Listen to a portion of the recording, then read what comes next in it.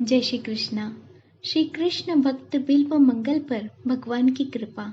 परम प्रियतम श्री कृष्ण के वियोग की दारुण व्यथा से उसकी फूटी आंखों ने 24 घंटे आंसुओं की झड़ी लगा दी। न भूख का पता, न प्यास का, न सोने का ज्ञान, न जगने का। कृष्ण कृष्ण की पुकार से दिशाओं को गुंजाता हुआ बिल्व मंगल जंगल जंगल गांव गांव घूम रहा था। इसी दशा में प्रेममय श्री कृष्ण कैसे निश्चिंत रह सकते हैं। एक छोटे से गोप बालक के वेश में भगवान बिल्व मंगल के पास आकर अपनी मुनि मनमोहिनी मधुर वाणी से बोले, सूरदास जी, आपको बड़ी भूख लगी होगी। मैं कुछ मिठाई लाया हूँ, जल भी लाया हूँ, आप इसे ग्रहण कीजिए। बिल्व मंगल के प्राण तो बालक के उस मधुर स्वर से ही मोहे जा चुके थे। उसके हाथ का दुर्लभ प्रसाद पाकर जो उसका हृदय हर्ष के हिलोरे से उछल उठा। बिल्व मंगल ने बालक से पूछा, भैया, तुम्हारा घर कहाँ है? तुम्हारा नाम क्या है? तुम क्या करते हो?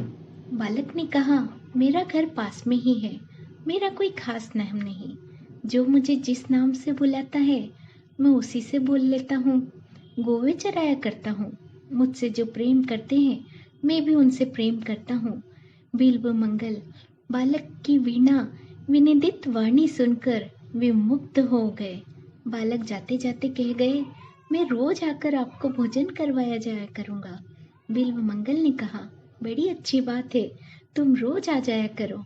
एक दिन बालक बने उस नटवर नागर ने अपनी दीवाना बने हुए देने वाली वाणी में कहा, बालक ने कहा, मेरा घर पास। एक दिन बालक बने उस नटवर नागर ने अपनी दीवाना बना देने वाली वाणी में कहा, बाबा जी, चुपचाप क्यों सोचते हो? वृंदावन चलोगे?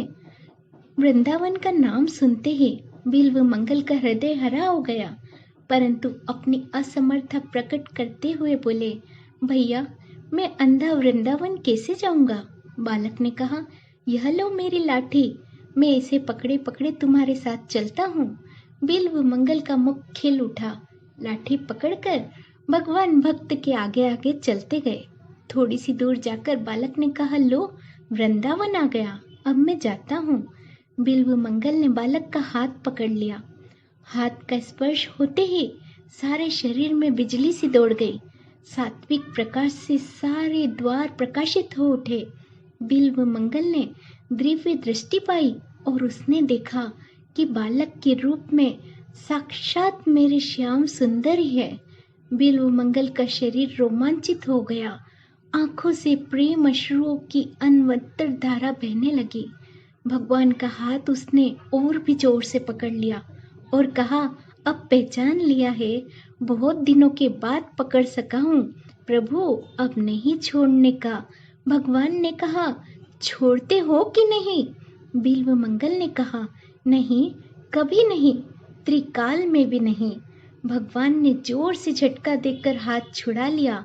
हाथ छुड़ाते से ही बिल्व मंगल ने कहा, जाते हो पर स्मरण रखो, हाथ छुड़ाए जात हो, निबल जानी के मोही। हृदय ते जब जाहोगे, सबल बंदोगे तो ही। भगवान ने बिल्व मंगल की आंखों पर अपना कोमल कर कमल फिराया। उसकी आंखें खुल गई। नेत्रों से प्रत्यक्ष भगवान को देखकर उनकी भुवन मोहिनी अनुपरूप राशि के दर्शन पाकर बिल्व मंगल अपने आप को संभाल ही नहीं सके और वह चरणों में गिर पड़े और प्रेम अश्रुओं से प्रभु के पावन चरण कमलों को धोने लगे। जय श्री कृष्ण।